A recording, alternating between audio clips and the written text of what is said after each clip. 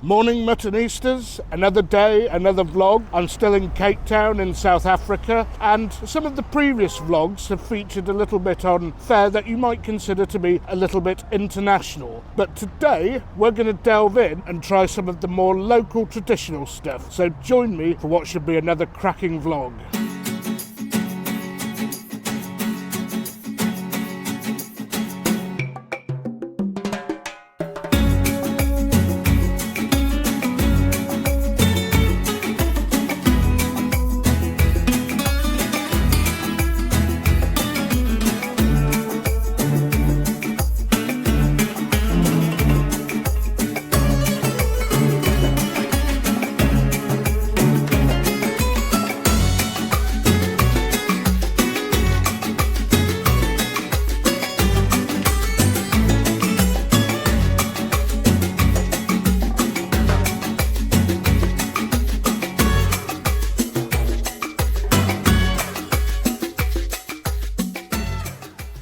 So to give you a little orientation, folks, we're at the Green Point area in Cape Town. This is the stadium used in Cape Town during the World Cup in 2010. That's football, that is. And it's called, obviously, the Green Point Stadium.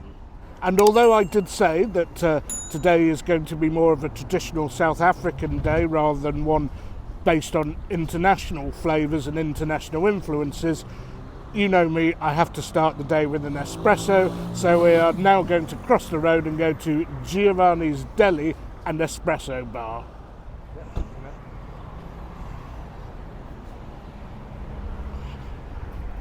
So, usual selection of deli products from mainly Italy and Southern Europe, but other places as well, and of course cured meats and cheeses as you'd expect. And the coffee bar is absolutely packed. I hope we'll get a seat, but it does at least mean that the coffee is going to be good. So I won't dwell too long because we've got a long day ahead of us on coffee and croissant, but it's the way I like to start the day. I'll see you at the club.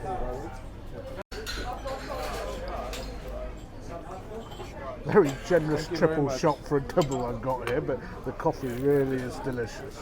And how is the croissant? It feels flaky.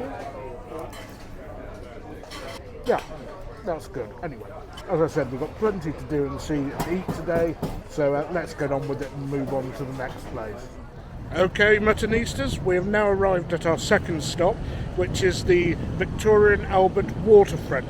They have a little food market there. We're not actually sure what we're going to have, but before we get there, we're going to walk through a little place called the Watershed. I believe there are some interesting African clothes, crafts, painting, artwork and so on and so forth. So we'll have a quick look in the Watershed on the way through to the food market. And yes, I'm going to be half an hour late.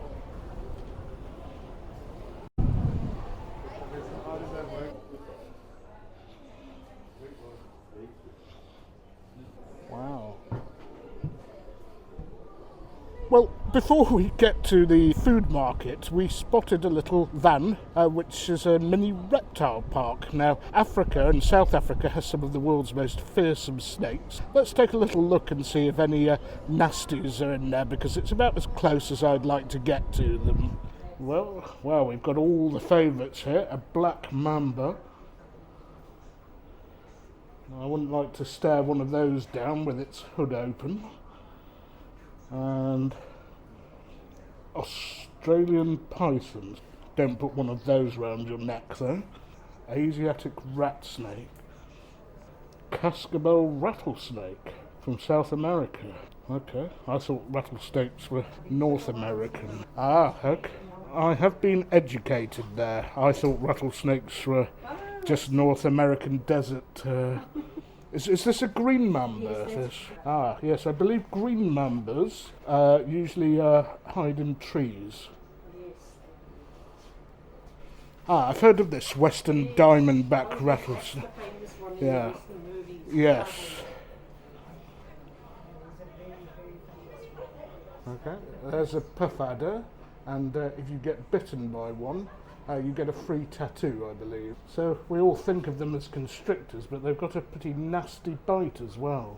Anyway, that's enough danger for me. Let's get on with it and go into the market and see what they've got to eat. 2 levels.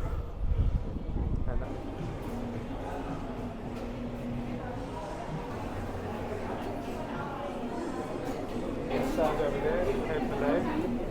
Possible to do this Biltong. What I can do, I see, have a taster. Okay, thank you.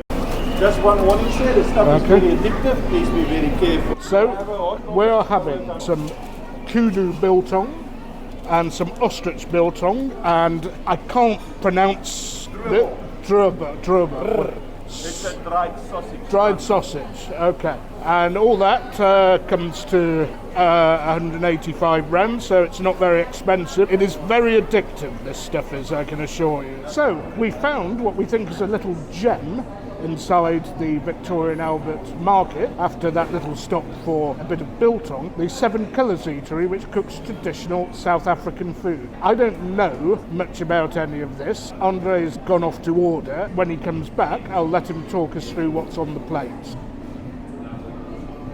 And I understand beer is the thing to have with this, so a beer we shall have. So I was going to have a glass of wine with this biltong whilst we're waiting for our African feast to arrive. I believe it goes well with beer, so we'll give it a try with the beer. First, the kudu biltong. Great snack. I am becoming a bit addicted to this biltong. How easy it's going to be to get some in the UK, whether I can import any, I don't know. But that sausage, beef sausage biltong is the nuts, I have to say. If I could get that in my local pub with the pale and dark ales you get in British pubs, well, that would be fantastic. Sadly, I'll probably be getting the usual pork scratchings, nuts and crisps.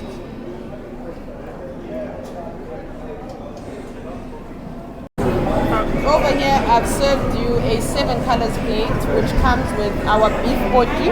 So the beef botty is basically beef that's cooked on like a cast iron pot. That looks similar to that one, the green one that you see there. You see that green one at the shop? That's called the botty. So basically the meat is layered and it's just slow cooked with its own juices. Commonly on the fire, but unfortunately here we can't cook it on the fire, but it's a tradition that we do. We cook it outside and we call it a botry. Then it's served with our traditional sampan beans. That one we call it umngqusho, right? Umngqusho is basically maize corn cooked with beans in a vegetable stock. Maize corn with beet, okay. Yeah, so it's maize corn. It's like white, we call it here milli corn. Okay. And then you cook it with beans in a vegetable stock. And then because this we call a 7 color plate, there's always a couple of colorful ingredients that come along with your starch and stew. We've got a pickled beetroot, we've got coleslaw, and then we've got CHAKALAKA, which is a South African relish made out of onions, peppers, beans, and each and every chef decides what they add, but like the most common ingredients to a CHAKALAKA is loads of carrots and a little bit like of a chili. Or if you're very adventurous, increase the chili. And then just something green on the side. Then I'll serve you what we call a chicken society. So we love to sit on a fire, as I've already served you a potty. But also on the fire, it's common to find what we call a chicken society, which is basically meat. It can be chicken, it can be beef, it can be pork. You marinate the night before, and then you just put it on a brine. Also in festivals, you'll find the chicken society. So it's our way. It's another name for kebab. Then over here we've served you another version of a 7 color plate. This one comes with pap. Pap is a staple food over here and all over Africa. What is that, sorry? Pap. Pap. Pap. P-A-P. P-A-P, yeah, pap. so it's actually also made out of maize corn, but it's milled and it's much more like floury. Then you cook it into a paste. The consistency always depends on how you like it. Ours, it goes very well with the sausage, so it's nice firm, and also with the CHAKALAKA. Then we've also served you a traditional South African sausage called boerewors. Bora basically means farm, and then Vos is the sausage. So it's sausage typical to South Africa. It's got its own traditional recipe, and we've even got laws around what you call a Bora Vos here in the country. So yeah, over here we've got the pap, and then we've got the chakalaka. Yeah. Okay, thank you. That's very kind of you. I really look forward to this. Well, enjoy it. You let me know if you want more explanation. Okay, thank you. Well, Muttonistas, this is hardcore traditional South African food. Completely new for me, probably for most of you as well. Let's dig in and give it a try. We're going to start off with the beef poche, the poche being that green cooking vessel. That's very tender. It is actually a bit like a rich sort of casserole. Don't think there's any wine in it, but something else they've used has helped enhance the flavour and give it that meaty, juicy, casserole taste, and has enriched the sauce immensely. And now the staple. That's good. It's a type of corn or maize, but what it definitely tastes like in terms of its consistency is more like Mexican black beans. Obviously not the same, and the taste is slightly different, but the consistency is the same, and it does taste a little bit bland, but I'm sure once you mix it with the spicy vegetables and the beef, it develops a flavour all of its own. So let's try that. Yes.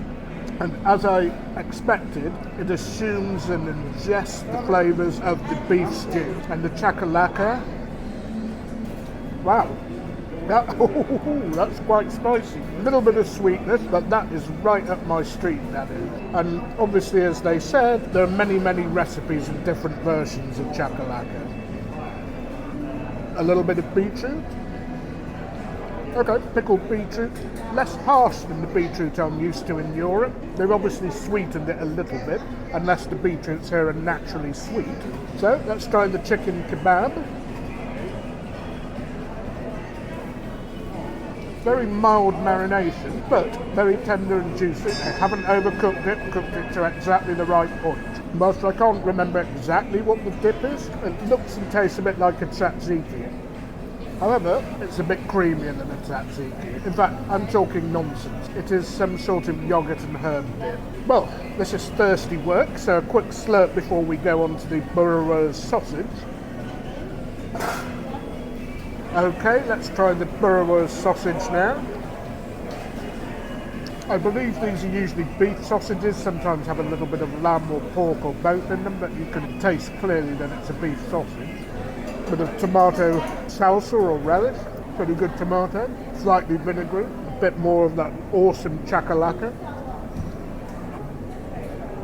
and a bit of kale. The kale is beautiful, really, and a bit spicy as well. Now, let's try the staple. Now, I've no idea whether you're supposed to eat this with your hands and wrap pieces of meat, sausage, chakalaka, or kale with it, but I'm just going to use my fork. And it is quite bland, a kind of tapioca starch type of vegetable. But again, once you mix a bit of the chakalaka with it, it is a really nice accompaniment to the meal. And I have to say, I cannot get enough of this chakalaka. Wowzers, wowzers. And this is definitely a beer meal, in my opinion, rather than a wine meal. Anyway, I'm going to get on with it, and I'll see you when I'm done. So just a footnote, the chicken SOSATIE, which I pronounced appallingly, I know, is traditionally marinated with apricot. The marinade itself is an apricot vinegar-based marinade, which provides a very interesting taste. Like, call it South African satay chicken with a bit of a twist. And the sauce, well, the yogurt and herbs, I'd say halfway between tzatziki and raita. And a jolly splendid kebab it is too. So the Victoria and Albert waterfront is admittedly very touristy, very spick-span, modern, close to some of the more expensive hotels, and has an adjacent shopping mall called the Victoria Wharf. However, that does not mean you cannot find culinary gems here, although of course there are a lot of generic international seafood restaurants and chains and so on and so forth here. So we've just been to the 7 Colours stall inside the food market. That was fantastic, my first experience of traditional African food, traditional South African food. But now we're going to try something that captured my imagination before I came here, and that is the unusual game meats of South Africa. You know, stuff like antelope, kudu, zebra, springbok, whatever. I don't know much about this, how it's going to taste, but as always, Muttonistas, come with me and we'll all find out. So we've arrived just up one floor to Caribou Restaurant. Describes itself as a South African dining restaurant. We could go inside, but there's music blaring there. It's the ostrich, and the crocodile, and the springbok. Okay. And what are the glazes and the dressings that we have over there? This one is the So Andre actually got here a little early and put the order in, so I didn't know what we were going to have, and I am pretty impressed by what we've got so far though, with ostrich, springbok and crocodile. Do you want me to sprinkle a little bit of salt? Yes, if it's not cured, go ahead and salt it up.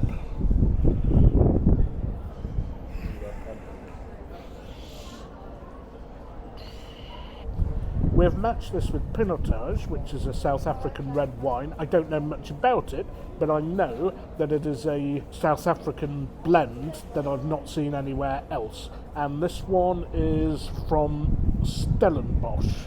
Yes, and the fact that it's from Stellenbosch is quite appropriate because Pinotage is a uniquely South African wine that was created by the first professor at viticulture at Stellenbosch University in 1924, where he combined the grape varietals Pinot Noir and Cinsault, which was at the time here at least known as Hermitage, that's the name. And he combined those two varietals to create a uniquely South African wine called Pinotage. It typically produces deep red varietal wines with smoky, bramble and earthy notes. And as always, Muttonistas, the proof of the pudding is in the drinking. Yeah, that is the ticket. And I love the temperature this is served at. For me, this is perfect. The temperature. The wine is very good. It's not the perfect wine, but the temperature is perfect. Right, time for the meat. Now, we'll start with the crocodile, because that's possibly the lightest of the three. Oops. And if any of you are squeamish about eating crocodile, don't forget they'd eat you given the opportunity, so I have no qualms at all about eating them. Beautifully smoked.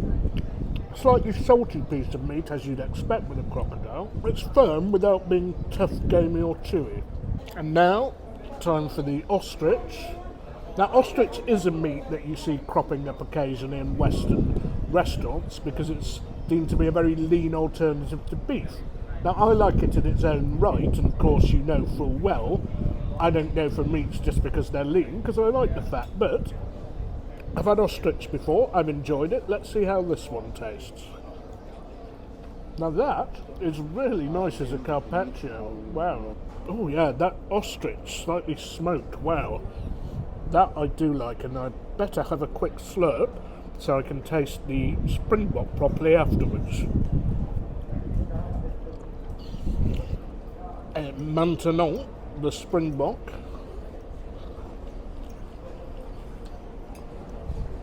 Now that has a completely different taste to the ostrich and the crocodile. The closest thing I can think to it is actually venison. I've had venison carpaccio in Spain, and I'd say that it's not the same, but it's not far off.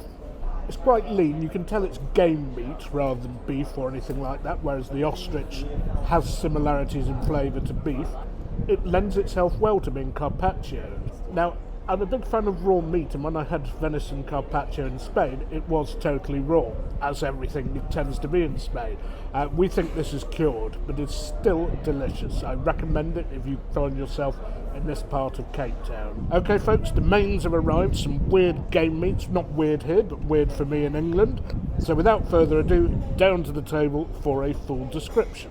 I do believe that this is definitely the ostrich over here. As you can see, it's been cooked nice and red, just the way Mr. Primemutton enjoys it. Then here we've just got a traditional piece of South African beef, rump steak. We'll see how we go with that. Here we've got wildebeest sausage, warthog sausage, call it a South African banger if you like. Then we've got impala, kudu, springbok, and what's very nice with the game meats here, we've got some a sort of caramelized onion marmalade type sauce. And then a bit interesting here, we've got an amarula cream sauce. And amarula is a fruit that you get from a tree in the north of the country, which a local liqueur is made from.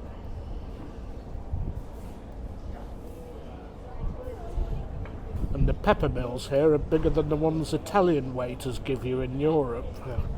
Or more over the Italian waiters grind from in Europe. Thank you very much. Thank you. So, kudu, impala, kudu, impala, springbok. Okay. All animals I've seen killed by lions on National Geographic. So Muttonistas, the voyage of discovery starts here. Well, ostrich I've had before. Beautifully rare, European style. So tender, beautifully seasoned. Nice piece of meat. Again, a little bit like lean beef, but with a few of its own unique flavours.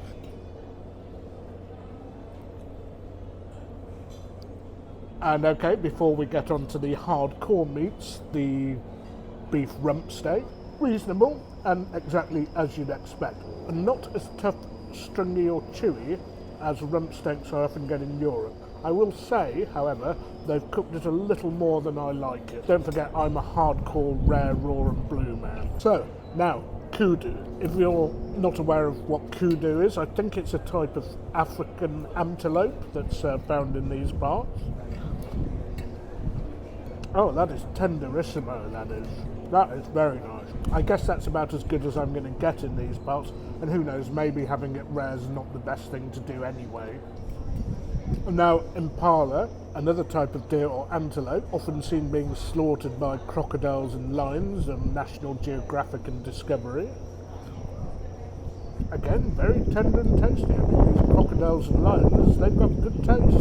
And now, Muttonistas, onto the springbok. You've all heard of springbok as the sort of national emblem or animal of South Africa. The rugby team are called the Springboks, but is the meat any good? Indeed it is. Again, they're all deer, it's all a little bit like venison, with the exception of the kudu. The kudu really did it for me. That's one of the tenderest pieces of meat I've had in a long time. Now, onto the sausages. Better have a quick slurp to refresh my palate before we do move on to them. And I believe this is the warthog sausage. Oh yeah. That rich, salty, meaty, tiny bit of spice in there, and that for me is not far off a good Spanish chorizo. Really, really tasty, and with its smoky flavour, wow, you could stick those on any barbecue and I'd be right in there. So now the wildebeest sausage. Until recently, this wildebeest would have been sweeping majestically across the plains, well, or in the backdrop of Torquay hotels. Anyway, this is cooked a little bit rarer than some of the sausages I've seen here. Wow, that has a flavour all of its own. I think maybe I've had a venison sausage a long time ago, but you can taste the game meat in the sausage. They've not messed about or put too much rusk or any other cheap fillers in there. It is a purely meaty experience. So there we are. What a fantastic sausage. I mean, you know, stick that one in with your eggs and bacon sometime if you like, or have it on a barbecue. And now, for the veg, we'll just have a little taste of the veg. Now, I've had chakalaka a few times, so I can compare and contrast. And it's come on a bed of something. I'm not sure what that is underneath. It's pup again. Okay, it's pup, the starch that we had at the 7 colours, and it's been crumbled, and we've got a lot more to do today, so I'm not going to fill myself up with starches and carbs, but the veg itself, very good, very good. Not as spicy as at the last place, but it has a very rich tomatoey flavour. It's possibly a little less sweet than the last one, but less spicy. So many varieties of this, and I have to say, I'm in love with CHAKALAKA already. I can't get enough of the stuff.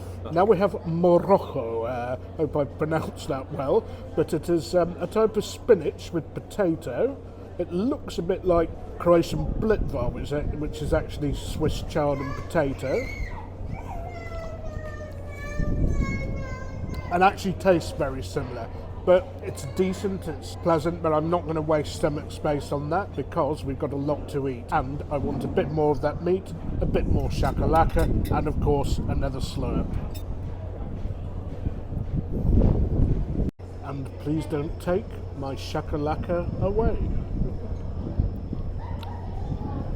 Okay, lovely meaty feast that was. We're not having dessert, but I have gone for a little traditional digestif called amarula. Now, I don't know what amarula is, but I'm going to let Andre explain it.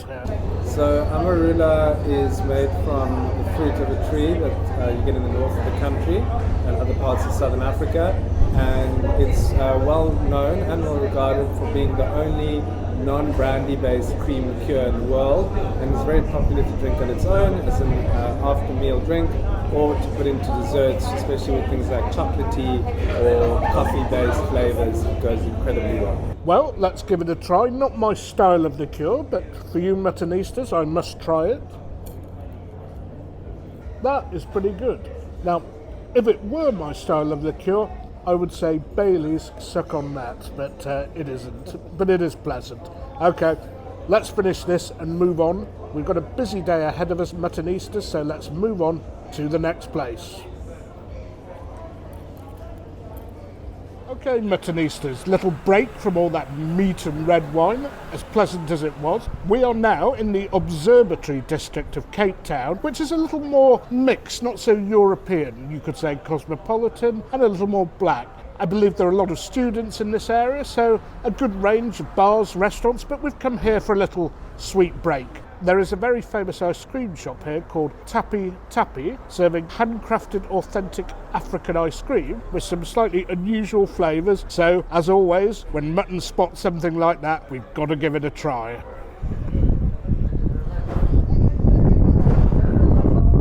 So some of the flavours on offer at this ice cream stall are a little bit unusual, but let's get in there and try them. Sure, right. So the point of Tappy Tappy is a celebration of the continent, and it's about reflecting people's cultures on menus around the city and around the country, because it's something that we're starved for in South Africa and on the continent as well.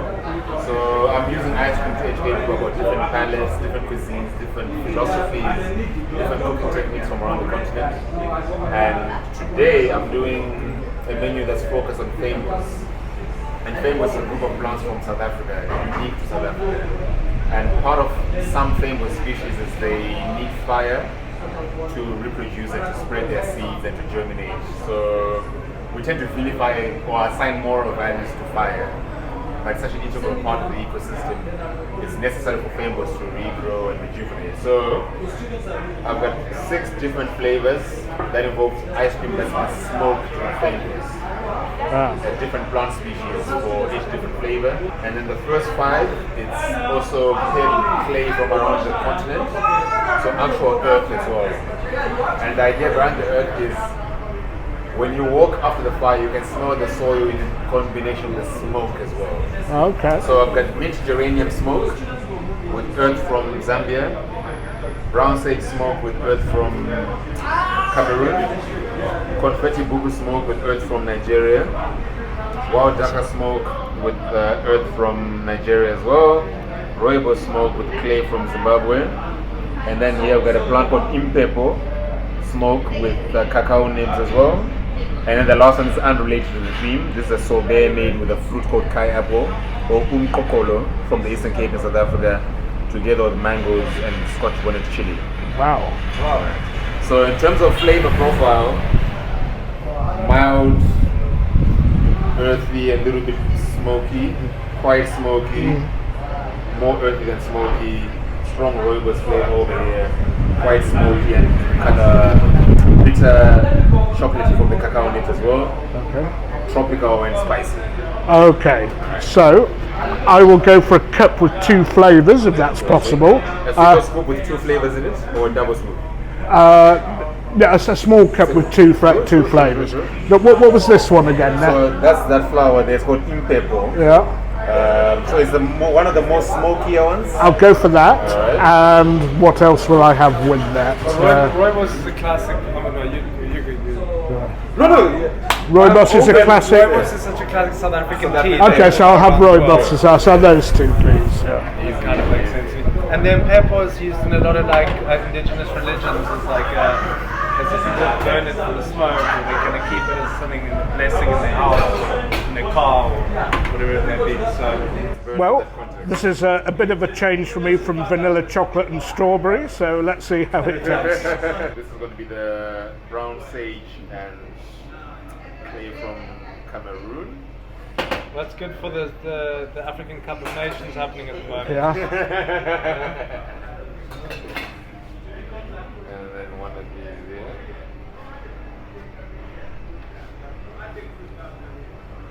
Right, so this is Nigerian clay and buku from South Africa. And the fruit from the Eastern Cape. Yeah. Is the province in South Africa where a lot of Xhosa people come from. Okay. If you want to try and pronounce that.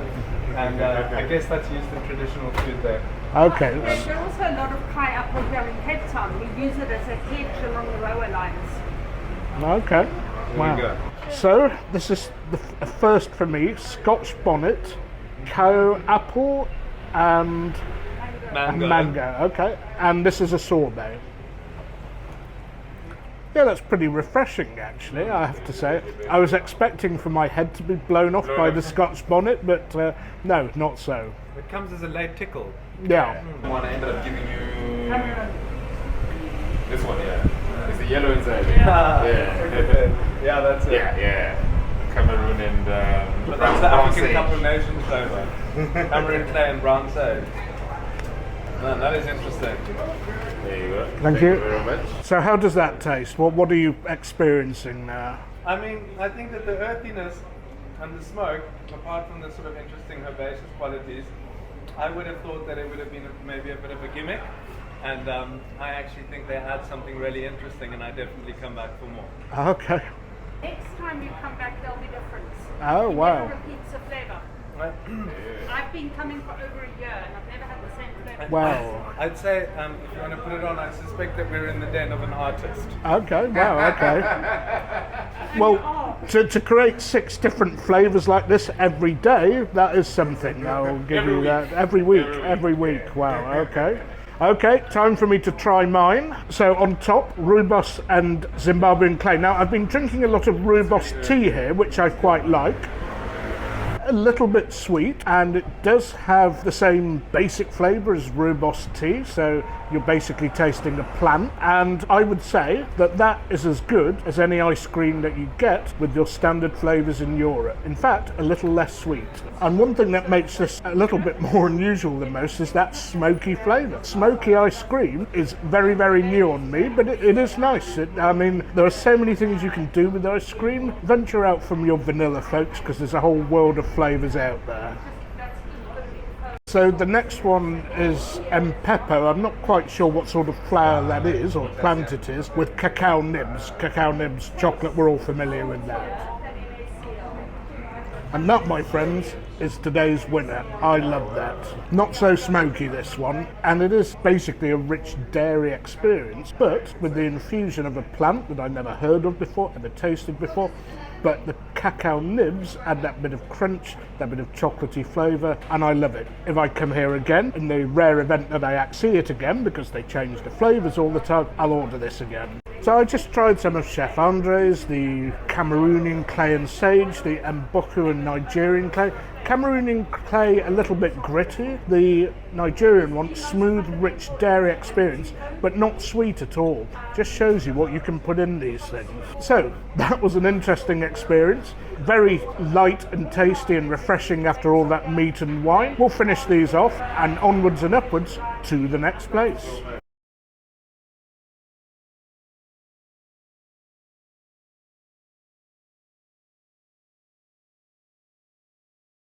plenty more content coming from Africa. I'll see you on the next one, and until then, don't forget, you can't beat a bit of mutton.